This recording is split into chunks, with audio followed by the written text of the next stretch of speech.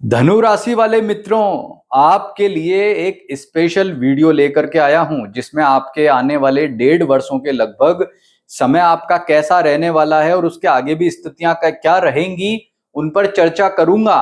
क्योंकि धनु राशि वाले व्यक्तियों के लिए जब से शनि ढैया में आया है तो लोगों ने आपको सिर्फ डराया ही डराया है, लेकिन यह नहीं बताया कि आने वाला समय आपके लिए कब उत्तम रहेगा और कब नेगेटिविटी ज्यादा रहेगी। तो आइए इस वीडियो में जानते हैं कि आपके लिए आने वाला समय यानी कि लगभग 1.5 से 2 वर्ष कैसे रहने वाले हैं। तो इस चर्चा को शुरू करेंगे, लेकिन सबसे पहले अगर अभी तक आपने हमारे चैनल एस्ट्रो सुधाकर पुरोहित को लाइक, सब्सक्राइब या फॉलो नहीं किया है तो सबसे पहले वो कर लीजिए। और अगर आपकी ये जो प्रेडिक्शन बताई जा रही है जन्म राशि धनु के आधार पर है, तो अपनी जन्म राशि धनु को जानने के लिए आपको अपनी जन्म पत्री में उठा के देखना है क्या 9 नंबर में मेरा चंद्रमा बैठा है। यदि यस तो आपकी धनु राशि है। और आइए जान लेते हैं कि आपके लिए ग्रह पोजीशन आने वाले समय में कैसे रहेगी। तो सबसे पहले तो आपको ये जो लिखा है ना, अब उन्नति के रास्ते पर, ऐसा क्यों लिख रहा हूं आप जानते हैं? क्योंकि गुरु का राशि परिवर्तन हुआ था 14 मई को, आपने सुना था। राहु का प्रासु पर राशि परिवर्तन हुआ, आपने सुना होगा 18 मई को। तो वहां से आपका जीवन एक सकारात्मक तरीके से शुरू हो गया है, क्योंकि उसके पहले गुरु छठे भाव में बहुत ही खराब था, राहु चौथे घर में बहुत खराब था। तो अब क्या, जो मेन ग्रहों में केवल शनि है जो आपको पीड़ित या परेशान कर रहा है। लेकिन ये ध्यान रखना है कि गुरु अतिचारी तरीके से आया है, अतिचारी का मतलब बहुत तेज स्पीड से आया है। तो वो अक्टूबर के महीने में आपके चला जाएगा अष्टम भाव में, और 2 महीने आपको रखेगा पीड़ित। तो उससे पहले की, पहले अक्टूबर 2025 से पहले की बात करते हैं कि अक्टूबर 2025, पहला डिस्कशन अपना ये करते हैं कि अक्टूबर 2025 के पहले समय कैसा है। बहुत ही शानदार है, क्योंकि अभी मंगल का राशि परिवर्तन हुआ है। मंगल आपके यहां से आया है अष्टम से नवम में। अब आप देख लीजिए कि सारे ग्रह आपके फेवर में, कोई दिक्कत या कोई परेशानी वाली नहीं है। यानी कि आपके लिए 7 जून को जैसे ही मंगल सिंह राशि में आएगा, समय बेस्ट हो जाएगा। और उसके बाद में यूं मान करके चलें कि जून का महीना, जुलाई का महीना, जुलाई के महीने में फिर मंगल जो है वो कन्या राशि में आएगा, कोई दिक्कत नहीं है। फिर 1.5 महीने रहेगा, 1.5 महीने का मतलब पूरा जुलाई और अगस्त, अगस्त के लास्ट में आएगा वो तुला में, कोई टेंशन नहीं है जब तक मंगल वृश्चिक राशि में नहीं आ जाता है। और वृश्चिक राशि में मंगल के आने की डेट क्या है? 28 अक्टूबर 2025। यानी कि अक्टूबर के महीने में ही गुरु राशि परिवर्तन करेगा, गुरु यहां आ जाएगा, और 28 अक्टूबर को ही जो है मंगल आएगा आपका वृश्चिक में। तो कहने का तात्पर्य, आप लिख लें ये बात, कि धनु राशि वाले मित्रों, आपके लिए जून से लेकर के और अक्टूबर के बीच का समय बहुत ही शानदार पॉजिटिव है। किसके हिसाब से? करियर के हिसाब से या हर दृष्टिकोण से। बाकी जितने भी ग्रह हैं, सूर्य है, सूर्य जैसे जब कर्क में आता है, कर्क में आने का उसका समय निश्चित है, लगभग 13-14 जुलाई से लेकर 13-14 अगस्त के बीच में अष्टम भाव में रहेगा। तो वो समय थोड़ा सा आपका सूर्य की वजह से नेगेटिव उपाय करके सही कर सकते हैं। अन्यथा जितना भी समय आपका अक्टूबर तक है, मैक्सिमम ग्रहों का बहुत ही शानदार, पॉजिटिव और अच्छा कह सकते हैं। अक्टूबर और नवंबर, ये 2 महीने भारी है। यानी कि 2025 में अक्टूबर और नवंबर, इन 2 महीनों में आपको ध्यान रखना है, जब बृहस्पति आपका होगा अष्टम भाव में, और वापस दिसंबर में पहले ही सप्ताह में रेट्रोग्रेड होकर के गुरु पहुंच जाएगा वक्री होकर वापस सप्तम भाव में। और शनि और मंगल भी इसी महीने राशि परिवर्तन करके आ जाएगा आपकी खुद की राशि में। तो कहने का मतलब, दिसंबर भी आधा, केवल आपको ध्यान कब रखना है? अक्टूबर और नवंबर 2025 में आपको ध्यान रखना है, उसके बाद समय बेस्ट हो जाएगा। ये बात आपको इसलिए बता रहा हूं क्योंकि धनु राशि वाले व्यक्तियों के लिए सबसे इंपॉर्टेंट ग्रह अगर कोई है तो वह है गुरु, आपकी राशि का मालिक है। अगर मालिक सही चले तो सब बढ़िया है, मालिक गड़बड़ हो गया तो सब गड़बड़ है। तो मालिक जो है आपका अक्टूबर 2025 तक शानदार है, फिर अष्टम भाव में जाएगा, फिर वापस यहाँ आ जाएगा। अब कोई टेंशन वाली बात नहीं है। अब आ जाते हैं अपन अक्टूबर के बाद, अक्टूबर नवंबर में प्रॉब्लम के बाद में सीधा दिसंबर पे। अब ये 2 महीने आपको क्या कष्ट रह सकता है? हेल्थ का, करियर का, पारिवारिक सुख का। मंगल भी नेगेटिव है तो विद्यार्थियों के लिए भी मानसिक चिंता भी।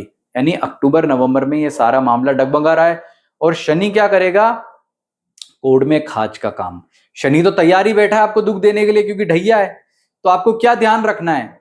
नेगेटिविटी से बचने के लिए ओम हम हनुमते नमः और हनुमान जी की पूजा उपासना और भगवान विष्णु की पूजा उपासना। भगवान विष्णु की पूजा उपासना आप उनके जो स्वरूप है अन्य या उनके अवतार हैं, जैसे भगवान श्री राम, तो आप भगवान श्री राम की पूजा उपासना करें। यानी जो व्यक्ति भगवान श्री राम और हनुमान जी की पूजा उपासना करेगा, धनु राशि वाला व्यक्ति, उसके जीवन में आने वाले समय में कोई दिक्कत या परेशानी नहीं आने वाली। लिख के ले लीजिए। तो आपको क्या करना है? भगवान राम के मंत्र का जप करें, राम रक्षा स्तोत्र का पाठ करें, रामचरितमानस या रामायण का पाठ करें, साथ में हनुमान जी का पाठ तो अपने आप हो जाएगा, क्योंकि सुंदरकांड भी रामचरितमानस का पाठ है। तो कुल मिलाकर के रामायण का पाठ करना, हनुमान जी की पूजा उपासना करना, भगवान श्री राम की पूजा उपासना करना धनु राशि वाले व्यक्तियों के लिए सबसे श्रेष्ठ और बेस्ट कहा जा सकता है। अब बात करते हैं आगे की। तो 2 महीनों में क्या उपाय करना है? ये उपाय करना है। अब क्या महत्वपूर्ण जो डिसीजन है, बिजनेस से रिलेटेड हो गए या जीवन में कोई रिस्क वाला काम हो गया, जून जुलाई अगस्त में थोड़ा सा ध्यान रखो। वापस से सितंबर का महीना है और फिर अक्टूबर में दिक्कत है। तो इन दिनों में लो, कोई दिक्कत नहीं, परेशानी नहीं, क्योंकि सारे ग्रह आपके लिए बेस्ट हैं, अच्छा रिजल्ट दे रहे हैं। अब पहुंचते हैं अपन जनवरी में। जनवरी में पुनः स्थिति क्या हो जाएगी? गुरु आपका यहां बैठा है, मंगल आ जाएगा यहां। अब लगभग आने वाले डेढ़ महीने तक, यानी कि 3 और 4.5 महीने, यानी कि अब मई जून तक कोई दिक्कत नहीं है, क्योंकि मीन राशि में जो अब आपका मंगल आना है, मीन राशि में जो मंगल आना है, मीन राशि में मंगल आने की डेट है 1 अप्रैल 2026। यानी 1 अप्रैल 2026 के आसपास तक आपको मंगल पूरा सपोर्ट कर रहा है।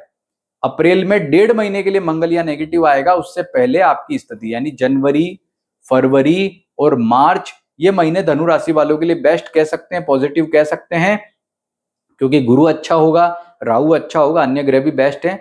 मंगल नेगेटिव होगा आपका अप्रैल में जाकर के, तो अप्रैल और मई में थोड़ा सा ध्यान रखना है।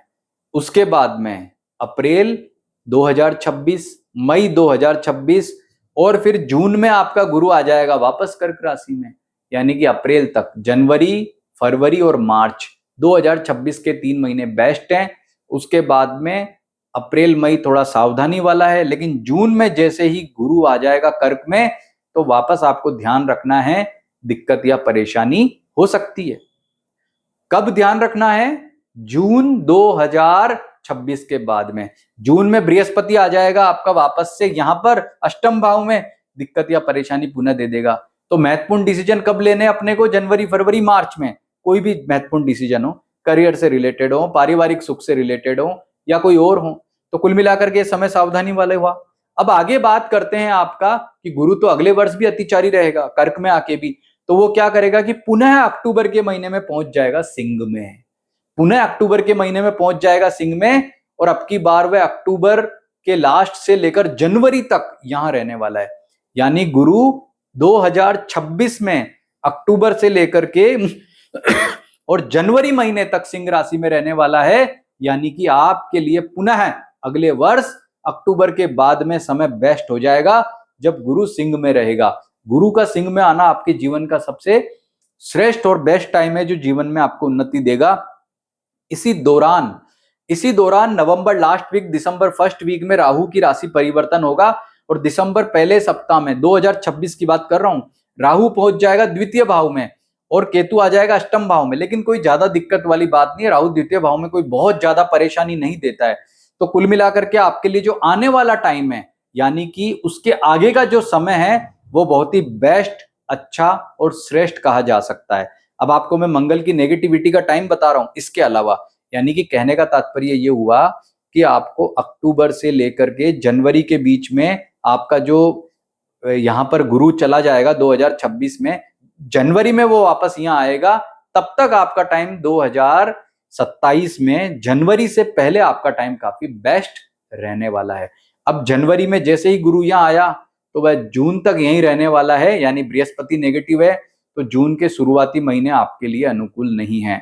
इन बिटवीन, यानी कि जो आपको अच्छा समय बताया है, इस दौरान 2026 में मंगल जब आपके कर्क राशि में आएगा, देखो कर्क राशि में जो मंगल के आने का समय है वो है 19 सितंबर से 12 नवंबर।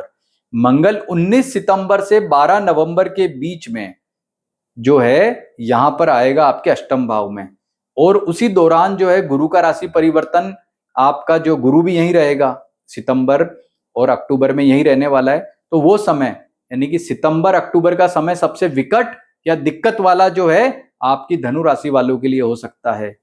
तो आपके धनु राशि वालों के लिए 2027 में सितंबर अक्टूबर का टाइम और नवंबर के शुरुआती टाइम में आपको ज्यादा समस्या रह सकती है, इस बात का आपको ध्यान रखना होगा।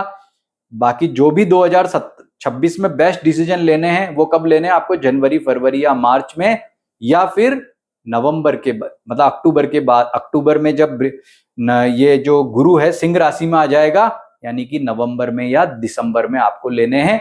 तो नवंबर दिसंबर यानी कि शुरुआत के 3 महीने और लास्ट के 2 महीने धनु राशि वालों के लिए अच्छे हैं, और 2025 का मैं आपको बता ही चुका हूं।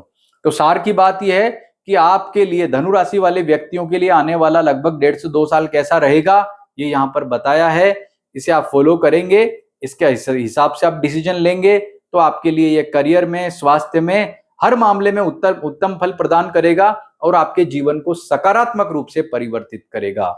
नमस्कार।